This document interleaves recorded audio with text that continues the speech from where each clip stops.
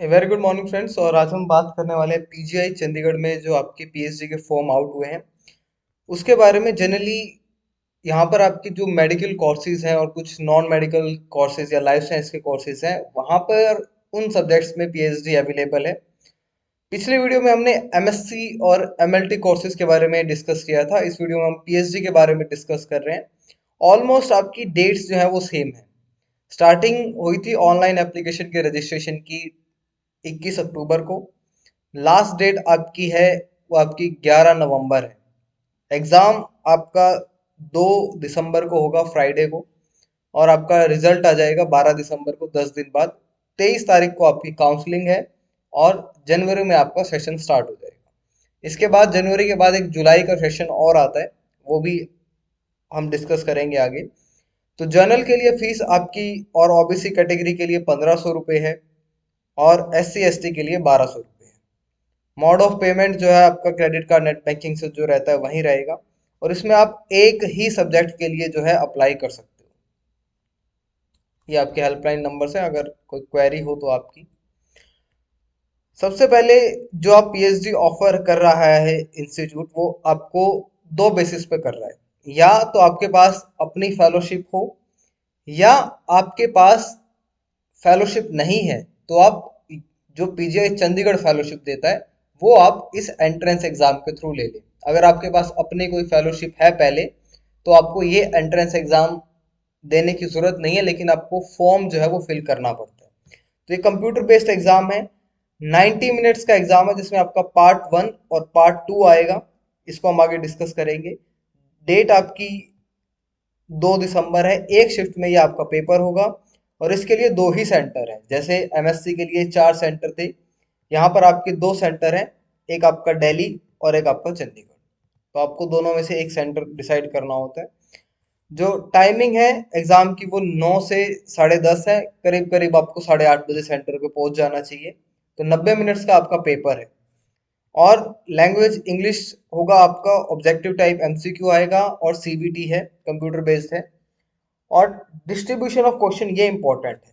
जो पार्ट 1 है उसमें आपको 40 क्वेश्चन आएंगे, आपको 40 ही करने हैं। जिसमें आपका general science, English, biostatics, research methodology और मेंटल एबिलिटी।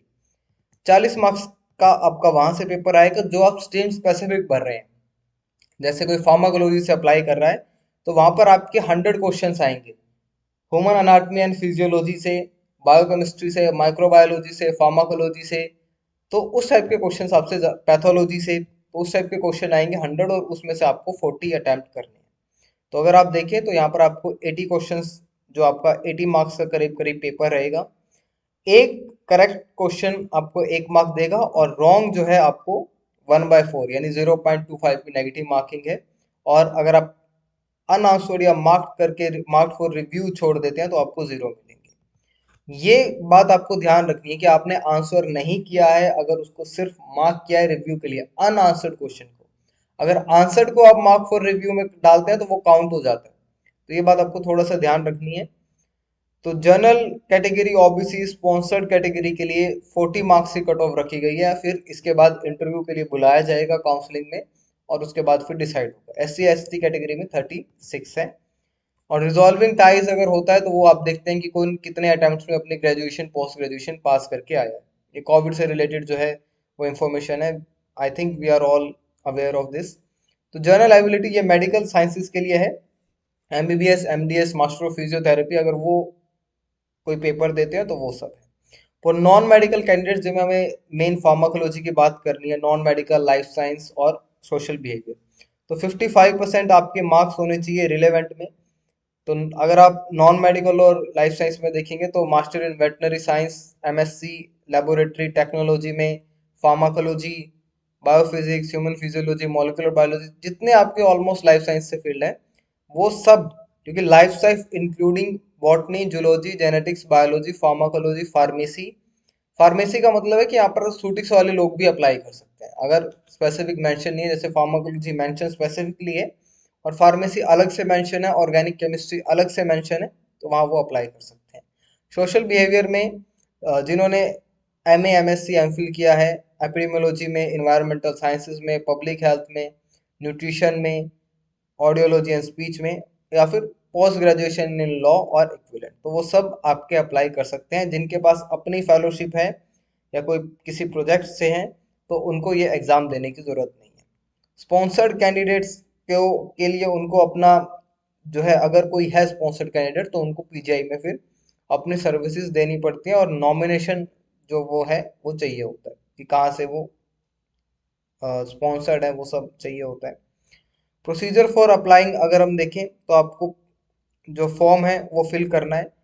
तो इसमें यही है कि ऑन फेलोशिप है तो आपको फॉर्म फॉर्म फिल करना, एग्जाम नहीं देना। पीजीआई की फेलोशिप है तो आपको एग्जाम देना पड़ेगा। रिसर्च स्कीम देखें, फाइनेंशियल सपोर्ट अंडर पीजीआईमर, तो उसमें आपको 3 से 5 साल में आपकी पीएचडी होनी चाहिए। इसमें आपको 2-3 पब्लिकेशन भी देनी होती हैं, तो वो सब आपका रहता है जो नॉर्मल आप किसी और लैब में या यूनिवर्सिटी में देते हैं।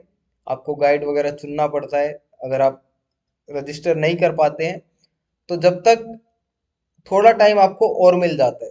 अगर आप का एडमिशन होता है और आप गाइड या रजिस्टर नहीं करवा पा रहे हैं खुद को पीएचडी में, तो आपको थोड़ा सा और टाइम मिलता है कि आप करवा लें अगर आपका एग्जाम क्वालिफाइड है तो ये सब रहता है। इसके साथ साथ जो आपकी स्कॉलरशिप है वो आपकी 31,000 है। इसके साथ आपको कुछ नहीं मिलेगा और थीसिस वगैरह के लिए आपको कुछ रहेगा। तो फैकल्टी कैंडिडेट्स के लिए है, जो फैकल्टीज में है उनके लिए सबमिशन, एम्प्लॉयड है तो उनको नॉन एनओसी जो है वो देना पड़ता है। जब वाइवा होगा तो आपको एटलीस्ट 2 पब्लिकेशन आपकी होनी चाहिए फाइनल, जो आप अपनी थीसिस को डिफेंस करेंगे तब। ये सब आपका जो है टेस्ट का पार्ट है कि आपका general science, English, biostat, research methodology और मेंटल एबिलिटी, ये आपका जो आप वेरियस डिसिप्लिन से हैं उनके लिए है। फेलोशिप ये है आपका 31,000 पर मंथ फिक्स्ड है। इसके साथ साथ annual thesis grant of 5,000 one time जो आपको एक बार मिलेगी। और नॉर्मली पीजीआई की फेलोशिप देखें, जैसे बहुत सारे कोर्सेज हैं तो 6 या 7, इस बार जो है वो 7 फेलोशिप हैं।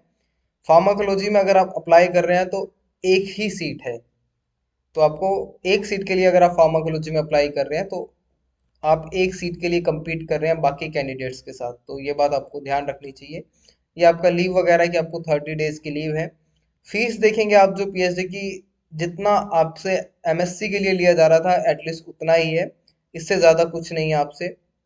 Registration fees, tuition fee, laboratory security अगर आप कोई इंस्ट्रूमेंट या ब्रेकेज होता है वहीं, यहीं से आपसे है। एग्जामिनेशन फीस, वाइवा, हॉस्टल लेना चाहते हैं आप तो आपको 5,000 रुपये सिक्योरिटी देना पड़ेगा। ये आपका फीस है कि आप first year, second year, third year में आपको हर सेशन में जो है वो फीस टाइम से देना होता है।